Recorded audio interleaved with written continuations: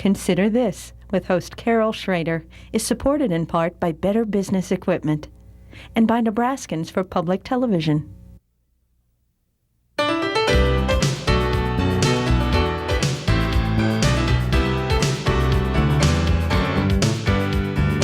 Consider This, a news and information program recorded on the campus of the University of Nebraska at Omaha. From the Fireside Lounge in the Milo Bale Student Center, here is your host, Carol Schrader. Hi, and welcome back to UNO.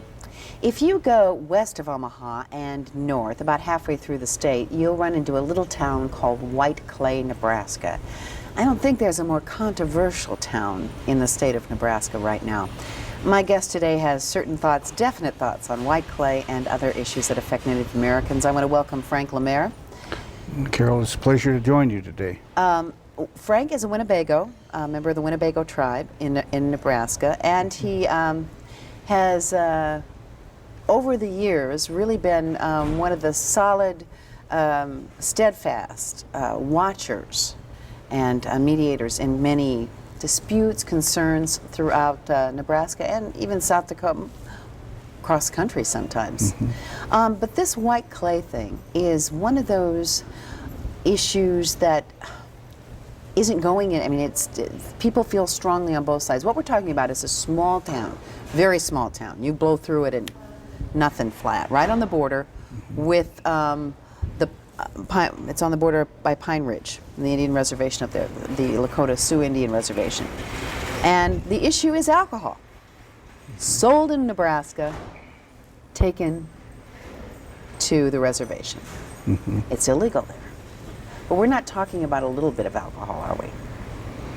No, we're talking about upwards of 4 million cans of beer that are sold from White Clay, Nebraska onto the Pine Ridge Indian Reservation annually. I think that it's important to note that Pine Ridge is a dry reservation. They have been dry literally for generations. Their council has 50 or 60 times passed resolutions, mandates and such, trying to negate the impact that alcohol has on the reservation, and they've spoken out many times about the need for Nebraska to take a look at White Clay alcohol sales onto Pine Ridge. They've not been very successful in doing that, and that has brought us to where we're at in that dispute up there.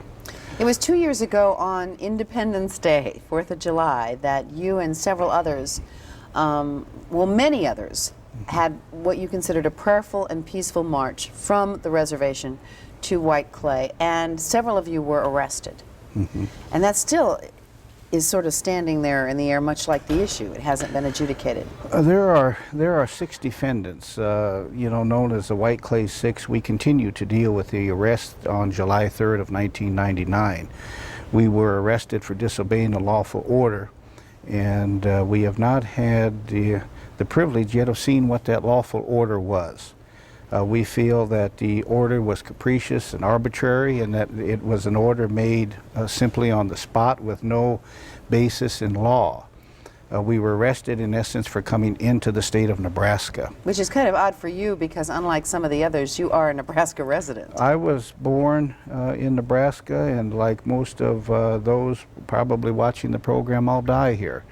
So that was that had a lot of impact on me, and I remain very angered by that. There was absolutely no need for the show of force on the side of the Nebraska law enforcement. There was 130 SWAT team members assembled there, and they were assembled there just to stand down, 1,500 men, women, and children who only wanted a better way of life for the Oglala people, who only wanted to sober their people up, and who only wanted to really pursue those family values that this governor and our politicians talk about every day. And what do? We harass them, we threaten them with dogs and gas and snipers on roofs. And if Nebraska really knew what happened on July 3rd, 1999, I think they would be up in arms. And So we will tell our story. That issue of the White Clay 6 remains in the courts. It will be there until we find resolution to it. We have told the state of Nebraska and officials at Sheridan County we will pay no fine. We will not reward Mike Johans, the governor, and the state for taking away our constitutional rights. We were offered a plea agreement, which the White Clay 6 did not take. And if they want to throw us in jail for seeking a better way of life, well, Nebraska has to do that. The issue of legal establishments in Nebraska selling alcohol, you know, they've gone through the process of getting a liquor license to sell beer and whatever else they sell. This is a matter of commerce, and commerce and rules and laws involving commerce, specifically legal sale or liquor sales, are pretty specific in Nebraska. They're spelled out. They've been upheld by the Supreme Court.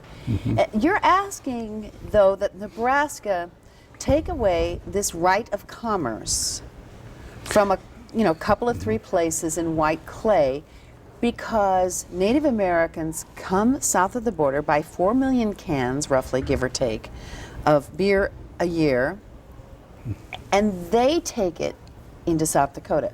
Some people may say, you need to police yourselves, Native Americans. This is free enterprise. This is how the system works all over the United States. And we can't even legally do that because they have to be held to the same standard as other liquor license establishments. And they're not legally doing anything wrong. Your response, your people's response? With me, the question of commerce and the constitutional right that they have to sell alcohol onto Pine Ridge has never been a question. That has never been in dispute. It has been framed that way by the press, since 1997 and after the killings, after the marches in 1999, but that has never been my concern. The concern that I have always held at White Clay is the illegal sale of alcohol onto Pine Ridge. The exchange of sex for alcohol, the exchange of drugs for alcohol, the selling of alcohol to underage individuals, the exchange of stolen goods for alcohol. Okay, maybe you better go back because I'm not aware of all these nuances of what you consider the big issue and all these facets of it. Before the marches in 1999, we had approached the Liquor Control Commission in 1997. Many individuals from the Pine Ridge Indian Reservation had come to me because they needed help and needed advocacy on the Nebraska side of the border for illegalities that continued up there and have been prevalent up there literally for generations. White Clay was characterized by the Omaha World Herald in the 70s as being the wildest Saturday night in Nebraska. The highway between White Clay and Pine Ridge has made it into the Guinness Book of World Records as being the deadliest highway in the world. Literally hundreds and thousands of children have been orphaned on that highway.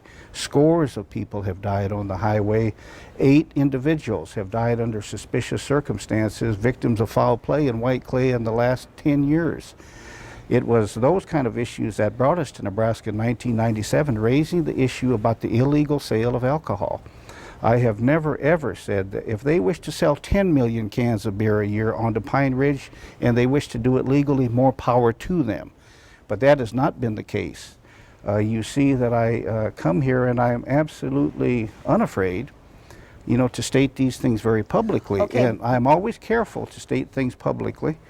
But I have no qualms about doing that because it's been well known there for generations. Okay, clarify illegal sales. Now, in my mind, in the picture I have, not so much now since I've been up there, but that I had, and many Nebraskans have, is that a legal liquor licensed establishment, someone walks in, they have money, they're of legal age, they buy the liquor, then they travel over to another state, Nebraska, not our problem, and so everything they're doing on the Nebraska side is legal. No, I beg to differ. I beg to differ with you. That's why you're here. Absolutely, because the thing that brought us there in the beginning was the things that happened on the streets in White Clay. You cannot sell alcohol on credit. You cannot sell alcohol to underage individuals. You cannot sell alcohol over over an open till. You cannot have people consume alcohol on your premises. You If know, it's a packaged store. absolutely. The Nebraska Liquor Control Commission has very specific laws that we have long felt have been violated literally daily in White Clay, Nebraska. All one needs to do from this state is to go sit on the streets of White Clay for no more than 15 minutes and you will see any one of those liquor laws being violated. And these are things that have been brought to our Liquor Control Commission for years and years, and they've not been acted upon, and that has led to the frustration of the Oglalas, and it's led to the frustration of Nebraskans, including myself. It is not a question of us wanting to stand in the way of legal sale of alcohol onto Pine Ridge. I mean, that in and of itself is illegal. Our concern is the way that they have conducted themselves as liquor sellers, as license holders in White Clay, and the way that they've conducted themselves literally for generations. There is not an establishment in Omaha or Lincoln or any place else in Nebraska who would be allowed to conduct their activities and their sales the way that they have conducted it at White Clay and the way that they've conducted it for years and years. We simply sit on our hands because this is so far removed from us, and they're just a bunch of drunken Indians anyway. That's what we're really dealing with here. We're You dealing mentioned with the sex, failure. though, and drugs. Oh, absolutely.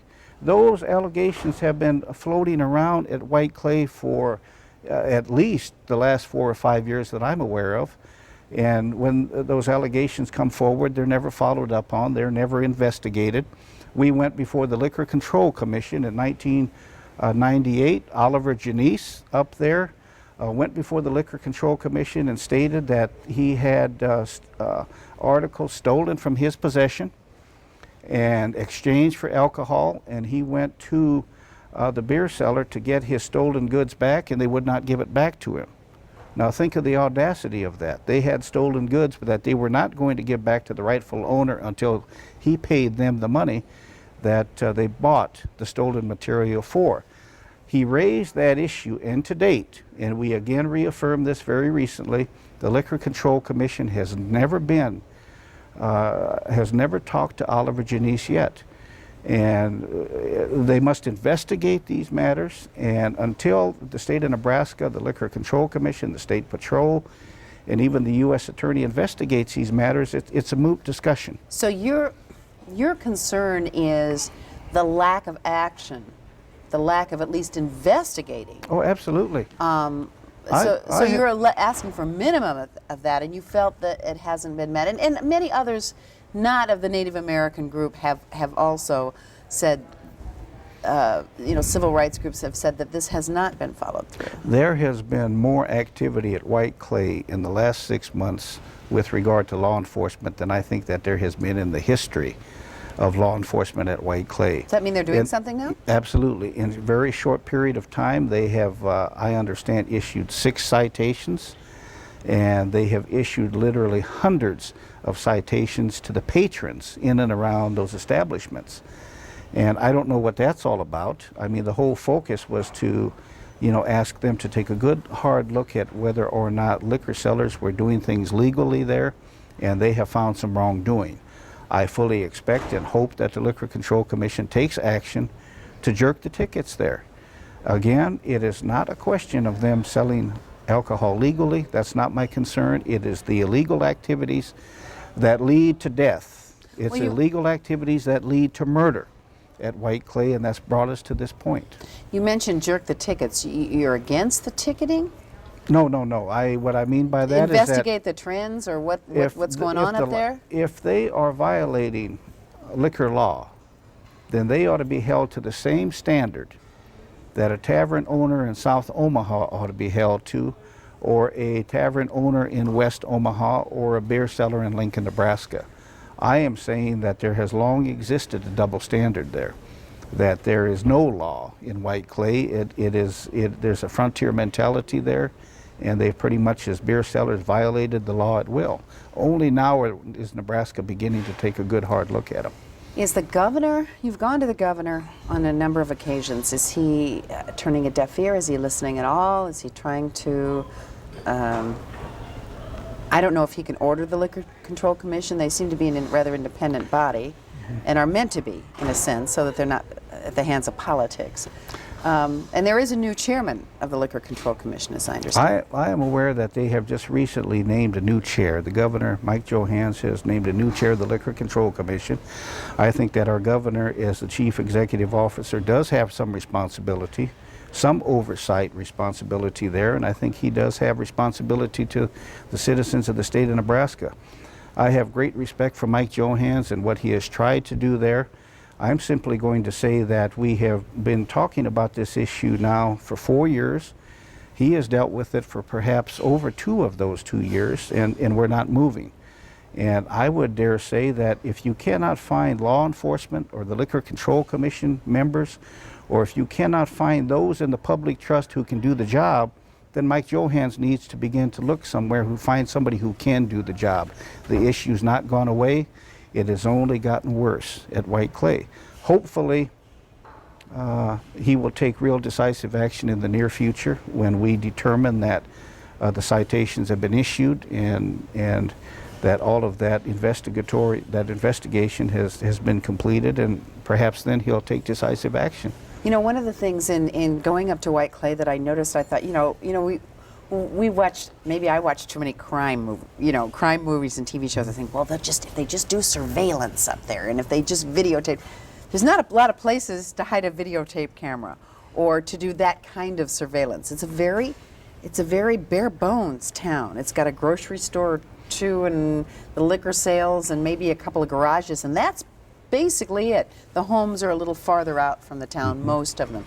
So, I mean, it's not where you can really go in and conduct a major undercover operation. I'm sure something can be done. Has the State Patrol, have you talked to them about how can we help you? Is there any solution to this problem? Because you're pretty obvious there. Anybody that's not from town would be pretty obvious. I think that they have found ways to do surveillance there. I think that they have perhaps sent native people into the establishments to try to get, some of the evidence, but I don't know just exactly how extensive that effort has been. But you think it can be done? To some degree, it probably could be done. I know that 2 years ago, the Nebraska State Patrol went up to White Clay, and they were looking, because there's always a concern of the State Patrol that nobody is coming forth with any complaints about the establishments themselves. And I think there's a lot of reasons for that, not the least of which is the fact that the State Patrol put up a table in front of the liquor stores, the beer sellers, and invited people to come over and complain about what was happening inside the liquor stores. When we in Omaha and I've Lincoln, never seen anything like that anywhere. I do not understand that kind of law enforcement. It is like going to the crack house and setting up shop in front of the crack house and telling the people on the street to complain about those who continue letting illegal all the gang sales of members drugs. see who's filing the complaints. That has been their effort, and nobody came and complained, and now the Liquor Control Commission is saying, well, we did the best we could. I don't think we have. I think there's a lot of things we can do that are innovative and that are effective, and I think we need to be looking at those things in the future. White Clay is kind of a herald call across the country with Native Americans. The name White Clay is very well known. I know there are white clays around many reservations, but it is White Clay that's sort of solidifying the Native community about this issue, is it not? It absolutely is. We have had feedback from all over the country, and even in Ireland and England. You recently went to Ireland and yes. they interviewed you about this issue. I did a radio interview with Public Radio in Dublin, Ireland, who made mention of the fact that there are issues in the Dakotas, and one of those issues was White Clay. So there are people who are concerned not just in the state of Nebraska but around the country, because as you said, every reservation has its White Clay. Everybody is watching us. As Nebraskans, I believe we're better than this. I do not believe that we need to tolerate this. I think it has gone on too long. In the 70s, Marlon Brando did a expose. Marlon Brando did a TV piece, a documentary about problems that beset Native people across the country. When he dealt with issues of alcohol, he did not go to Jimtown on the Northern Cheyenne Indian Reservation. He didn't go to Gallup, New Mexico. He didn't go to the back areas of Alaska or Arizona or to poor communities in Oklahoma and Minnesota. He went to White Clay, Nebraska to take a look at how alcohol can impact Native people. And instead of, that should be something that is a call to arms. That should send up red flags with us. It didn't at that time, and unfortunately it still does not send up red flags. We are good neighbors. We should be good neighbors. We have caused the problem at White Clay. We are going to be the ones to find the solution if we have the resolve, if we make the effort. To this point, we have not. I know, and I have heard this from people, that, well, it's the reservations problem. The alcoholism, the propensity to consume alcohol is a reservation problem. It's an Indian problem, and they're going to have to come to grips with it. I'm sure you've heard that, and I'm sure there are many people, good people, or consider themselves good people, that say, you know, you have to own your own problem. Mm-hmm. And I've heard that. It's a good point, but the way I look at that issue at White Clay is we have found 100 ways at White Clay to beg the question. There is problems with alcohol, problems with drugs in the cities. We pour millions and millions and billions of dollars into the effort to rid society of alcohol. Why is it different with Native people? We run into a question there. If we shut down White Clay, then the people are just going to move down the road. Well, to Rushville or wherever that town is. To Rushville or to Chadron or to other places. And my response to that is that we again beg the question. When we shut down the crack house, we do it knowing that they're going to open up on the next block. And when we shut that down, we know they're going to open up in this other part of town. But yet we continue to funnel billions of dollars in law enforcement time and energy and effort into that because it's good for the people, good for all of the people. I think that we need to quit begging the question. We need to quit blaming the victims. We need to do what we can as Nebraskans, and we need not spend one nickel on the problems at Pine Ridge. All we need to do is abide by the liquor laws that our legislators have passed, and we need to do it. We need to practice what we preach. We talk family values. We ought to live family values, and until we resolve the issue at White Clay, it's going to be hard-pressed for me to sit through any political speech in this state, Democrat, Republican, Independent, or what have you, and hear them talk about family values when we ignore it in our own backyard, and when we leave this sore to fester for all of the country to see.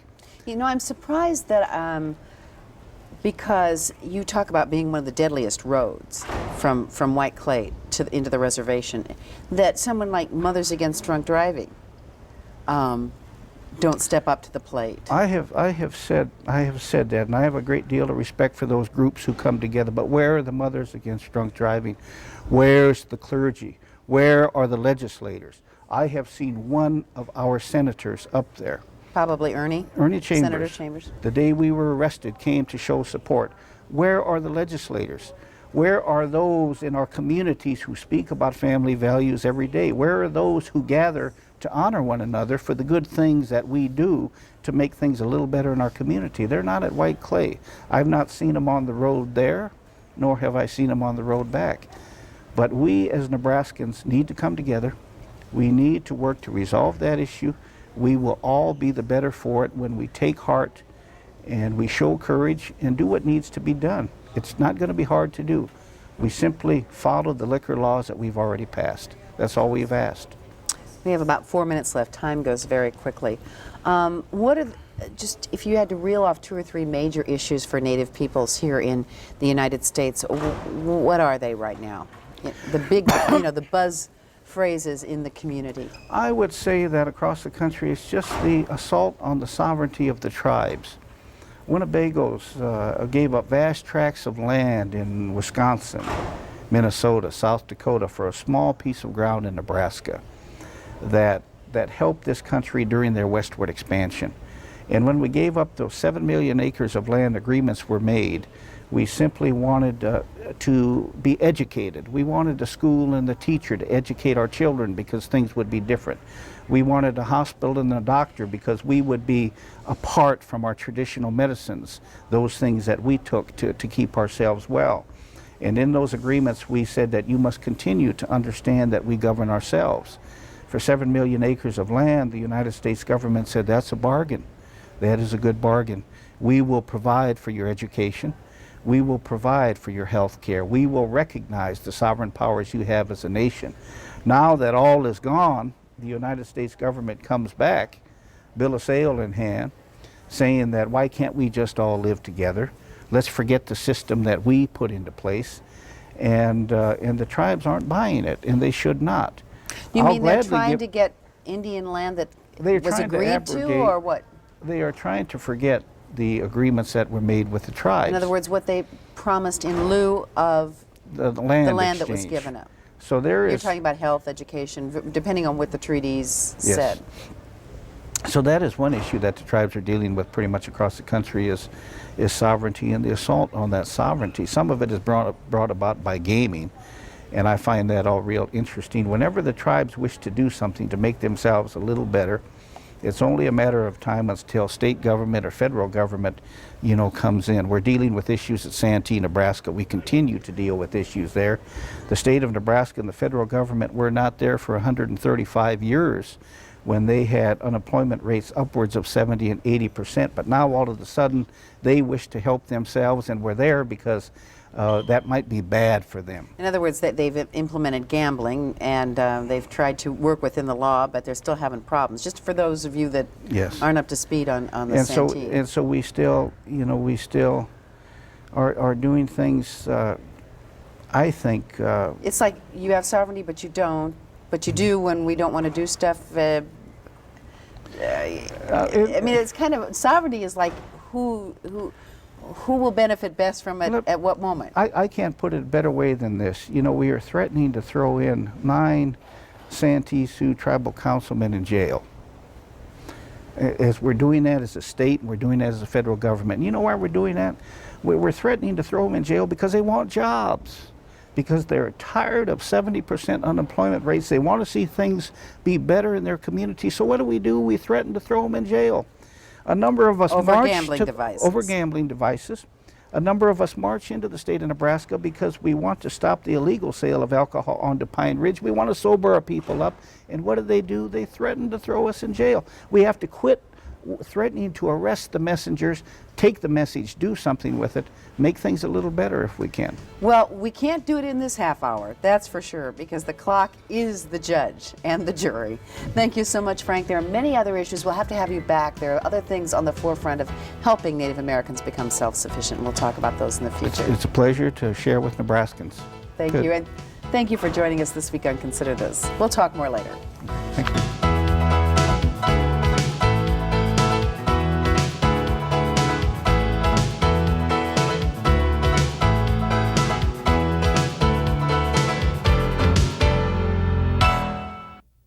Consider This with host Carol Schrader is supported in part by Better Business Equipment and by Nebraskans for Public Television.